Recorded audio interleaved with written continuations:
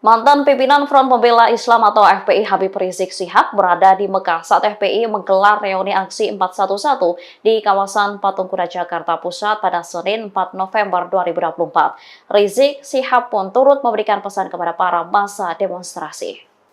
Habib Rizik meminta agar massa waspada jika aksi tersebut ditunggangi oleh kelompok merah. Kelompok merah yang dimaksud Habib Rizik tersebut diduga merupakan pendukung Basuki Cahayapurnama atau Ahok.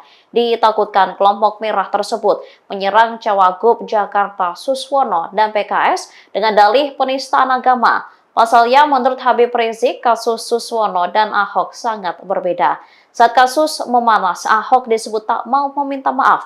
Maka menurutnya, ex-gubernur Jakarta itu dilindungi oleh rezim Jokowi. Setelah didemo, Ahok baru meminta maaf. Sementara Suswono langsung meminta maaf saat pernyataannya viral. Lebih lanjut dikatakannya, pernyataan Suswono soal janda menikahi pria pengangguran dilakukan tanpa sengaja. Download Tribun X sekarang, menghadirkan lokal menjadi Indonesia.